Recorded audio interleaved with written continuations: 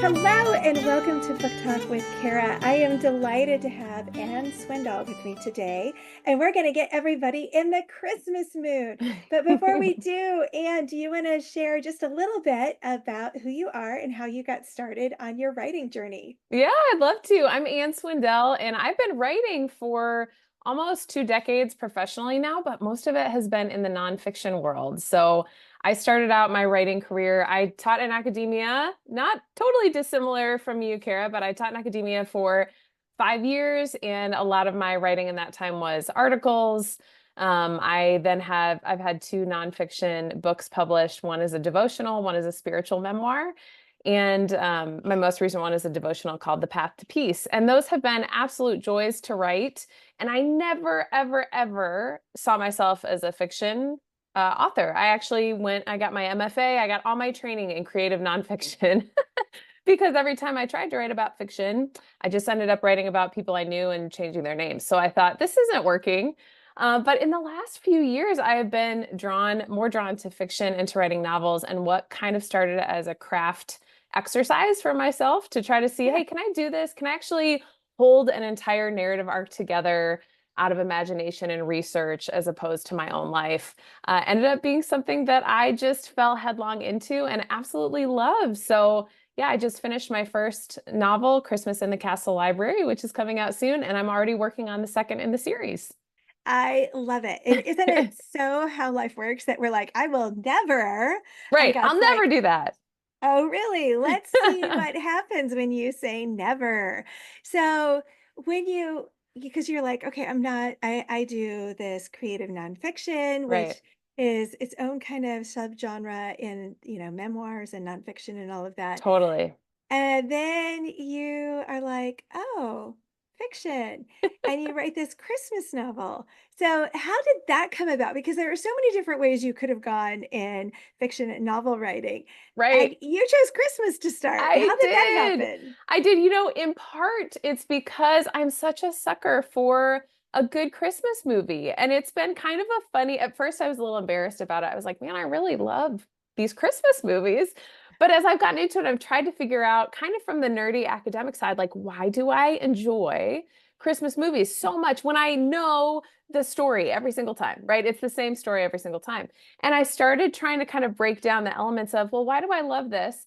And I mean, you can't over spiritualize everything, but I really think it's because Christmas movies get at the heart of what most of us are longing for in the gospel, which is hope, restoration, redemption, and then a happy ending, right? That is the story that Mhm. I think God has knit into our hearts from the beginning, that the gospel tells the best and truest version of, which is that we are people in need of redemption and hope and a better story. And there is a happy ending coming for those of us who are in Christ. So when I started looking at that and thinking, well, this is why I love this model, how could I maybe make this a little more intelligent, a little more layered, a little more nuanced? How could I add some historical mystery into it while still keeping it contemporary and then adding the royal twist? Because honestly, I love all things royal, princess, and glamorous. So it's fun to play around with a lot of different elements and combine them into what I hope is something that readers will really love. And you really have a lot going on in this story, which, for your first, you didn't make it simple. You're like, let's do the contemporary. Let's have this historical thread going on. Let's Yep. create a kingdom that doesn't actually exist. And let's do it all in the first book. So, Yeah. what was the most challenging aspect of that? Because you got lots going on. Lots going on. I think the most challenging aspect, honestly, for me as a first-time novelist was figuring out how to have a robust enough narrative that holds together and is interesting without being like academically heavy. I don't know if that makes sense, but Yeah, it I does. wanted to have all the parts in place, but it can start to feel clunky, right? When you're trying to make sure that you hit all the narrative notes and you want some emotional drama and some tension, but you also want some moments of levity and romance and all these beautiful things. So I think for me, probably because of my academic background, I got a little into the weeds as far as like, okay, I want to make sure I'm hitting every element of this narrative arc well. And then there were times where I just had to say, you know what, I just need to let the characters play on the page and see what happens. So it was probably challenging to kind of extricate some of the background of what I wanted the story to do, and then just realizing, oh my gosh, fiction is very different because these characters can do things that I didn't expect them to do. And that was fun to start to see, okay, Ellie, who's the protagonist, to see her character development over time and to realize, okay, she's becoming who she's meant to be. That was really fun. That's awesome. And I bet it would be a challenge because you've studied structure, you've Right. studied the the bones behind good Totally. storytelling. And Yeah. so you could nerd out on it and be like, "Oh, it's got to be this, this, and this." Do you ever just watch a movie or do you sit there with your notebook and take notes? I usually can just watch. I mean, honestly, Christmas movies are about the only movies I watch. We're not a big movie watching family except for like November and December. Um, so there's some of that, but it was more I don't know. I mean, you're in academia. Once you start to see the bones of a good story, I do that actually Mhm. a lot more with the books that I read. When I'm Yeah. reading other fiction novels now, as I'm going through and I'm looking for the elements of characterization, the how does the plot develop over time? Where are the main points of tension? Things like that. And so I love doing that now with the books that I'm Yeah. reading, and also while I'm trying to enjoy them. It can be really challenging to turn off like that internal editor where you're like, okay, why does Yes. it work? Why might it not be working? What would I do differently? Ooh, I love that. And so it totally changes the reading experience. And then when It I get does. sucked into a book to the point that I lose all of that, I'm like, Yes. this is a really good It's book. so good. Yeah. It is. So It's so good. it's so funny how that experience just kind of gets changed. So what was the, I guess, most challenging part or most enjoyable Hmm. part of creating the country, the royal Yes. aspect of the story? Of Leathersby. Well, it was so fun. I was thinking about this a little while ago. Part of what was both challenging and fun at the same time was trying to create a world that felt real enough to be Mhm. believable, while also adding those elements of whimsy and enchantment that make for such a fun Christmas experience, especially during the holidays. And so what I kind of did is I had the joy of in college getting to study abroad for a summer in England. And it was a Mhm. wonderful program. I went to Wheaton College and our professors managed to get us, we had the chance to stay in an actual castle for 3 nights there. So I was 19 years old. And I mean, you woke up, you put on your robe, you walked downstairs and you ate chocolate filled croissants and looked out at the gardens. I mean, it was like, who am I? I mean, it was 3 days of my life, but to this day, that memory has been Yeah. so rich and beautiful for me. And so that was one of the things that I'm like, I want to try to recreate this for my readers, something that was so powerful for me to wake up and literally have knights in shining armor in the hallway. How can I recreate a world for my readers that is based on things that are real in the world, but also feel just magical enough to transport them out Mhm. of their day-to-day lives and hopefully give them a taste of castle living too? That's awesome. And there is something magical about that stepping outside. I didn't do study abroad as a student, but I take students abroad So now as a fun. professor. And we haven't lived in a castle. My colleagues sometimes do that, but there is something, when you step out of your space and you Yeah. go do something that's completely different, and you get to experience another space, another, even England, where you'd be like this year, I took students to London. I'm like, that's to me, that's baby study abroad because it's still English. Right, you've got the Still, language. you've Yeah. got the language, Yep, everything feels familiar. So how do you make it feel like you're in a different place, but it's still magical. It's it still is. absolutely Well, and magical. everything's so ancient. And that was one thing I had fun playing into is, the royal family and the world that I've created. They've been around for hundreds and hundreds and hundreds of years. And for us as Americans, I don't know, that just is always Yeah. amazing to me too. When you go to Europe and you're like, oh, this was built in the 1500s. So to Yeah. create some of that depth and kind of gravitas, hopefully in the story too, is like the things that have been happening here will continue to happen for hundreds of years. And that stability and security, I think, is neat to think of too when we're outside of that context a bit as Americans. So true. And that idea that things exist for centuries and Yes. millennia Yep. is just so foreign to us Yeah, it in is. just so many ways. So when you're thinking about your story and your world, what's something you wish you could have included that you had to cut Oh, because it just was like dragging down the story, or it it was was too really much. fascinating to you, but the editors are like, "Oh, you're cute. Nope, that's Yeah. got to come out." Well, I will tell you one thing that maybe this is why I ended up writing. I'm working on a series now, a book, series of three, is because a lot of things that I wanted to be able to put into book one wouldn't fit. And specifically, and I can't give too much away, but the main character is researching a lost queen from World War I. And so as I Mhm. got into World War I research, this was an interesting dynamic too of creating this fictional world, but then also doing real research about World War I and how might I insert a fictional country into the World War I narrative without messing with actual history, So that was Yeah. fun to think about. But as I researched World War I and the question that the main character, she's an academic, she's wrestling with, where did this queen go? Where did this lost queen from World War I disappear to? And no one's been able to figure out the mystery. Well, as I was trying to figure out, okay, what could this queen have done? Where could she have gone? What might she have participated in? And I started researching things that women did to help the World War I effort. Mhm. That was so fascinating, but I couldn't shove it into book one. And so that's a lot of what book two is going to end up being about is what this queen ended up doing and how that Oh, cool. impacted World War I during that time. So Oh, I love that. being a little sneaky, but I don't want to give too much away. And that's what's really fun about when you're working on a book, and I've had that happen sometimes where an editor would be like, "You think this is a secondary character, but they actually need their own book."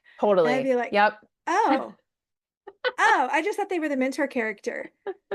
Oh, But apparently they have okay. a backstory I get to work into. Yeah, Yeah. and I had no Yep. idea, so that'll be fun." But that's great when those kinds of moments happen and you're like and someone especially when your editor's like, "We need another book about Yes, it's this so person." great. And you're like, "Cool." Okay. I was just writing 1 or 3 or whatever, and now you're like, "And now it's growing." That's awesome, we Yeah. like that. That's so And cool. so it is fun when those kinds of moments happen and you're Yes. like, "There's so much here. There has to be more because there's Mm-hmm. so much here." Yeah. So that's really great. Now, when you think about this writing journey and what you're doing, how did you first know you were gonna be a writer? Mm, I mean, I don't know. Maybe this is common for a lot of us as writers. I don't remember a time when I wasn't writing. As Mhm. a kid, it was more just kind of naturally how I expressed myself. I had the little journals with like the little tiny lock that you could Yeah. unlock and open it, or that had a little tiny combination lock on the side. Not that I had all these secrets to keep, but as a child, I loved writing journals. I loved writing stories. Long before blank books were a thing, we had a teacher in first grade who bought all of us blank books, like actual hardcover blank books, to write our own stories in. And I just thought, this is amazing. I've written a book. So I've always loved writing, and I majored in writing in college and then went on to get 2 master's degrees in the field. So I wanted to do it, and then I loved teaching. But I think honestly, the moment for me when I was like, okay, maybe I actually have the chops to do this was when I had my first article published right out of Mm. college. And I went that route and I thought, okay, somebody else in the world thinks that my writing is worth reading and sharing with others. And the encouragement and feedback that I got, even from that first article, was such a spurring on of like, okay, I do want to do this because there are people out there who I hope are going to be blessed and encouraged by the truth and the story that I feel called to tell. And so I love I that. studied it for a long time, but then it was getting the feedback from readers that really helped me think, yeah, this is a worthwhile endeavor and worth doing to the glory of God. I love that. So, how do you get joy from it? Because writing's a lot of solitary, It isolated is. at your computer. So, Yeah. where do you find moments and pockets of joy? Yeah. I will say for me, writing has always, I don't know if I'd go so far to say it's a spiritual discipline, but writing is a place where I really commune with the Lord.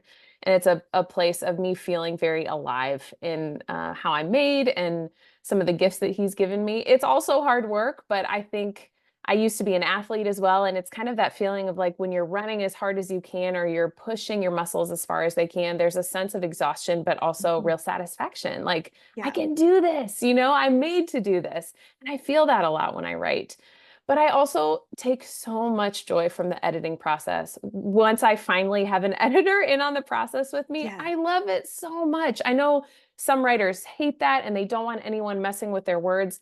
I love finally getting some other intelligence in on the story and Yeah. saying, what's working? What's not holding together? How do we fix this? What do you think this needs? And that collaboration has been such a gift for me with every book that I've written and even with the articles that I continued to write, to have another voice in there and to Mhm. say, I can make this better. I can strengthen this. Help me. Yeah, absolutely. And when we think of it as a partnership and a collaboration, Yes. that shift in mindset just makes all the difference. And whether Yep. we're like, no, you can't touch my baby, to no, help me make it better. I know it can be Totally. better, but I'm at a point I can't do it on my own. I can't see And it anymore. yeah, Yeah, I'm so exactly. I'm too close to it. close. Yep. Yep. Yep. And Exactly. a good editor, if they're doing their job well, they want the work to be as beautiful and strong and Yeah. powerful as it can be because this is their job and they Yeah. want to help put out beautiful words into the world too. So, yeah, it's great.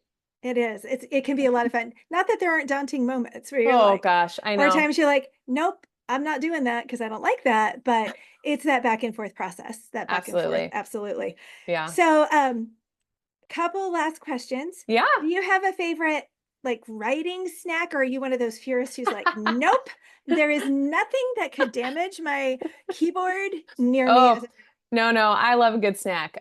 Honestly, I'm a chocoholic, and so anything dark chocolate especially.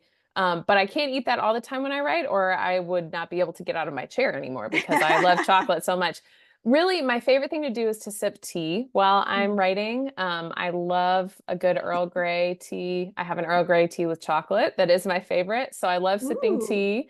Yep. And then as funny as it sounds, sometimes tortilla chips are really what I go yes. to because it's something salty, like keeps me awake. Crunch, crunch, Yep. crunch. Right, right, right. Crunch, crunch, crunch. So those are probably up there for me.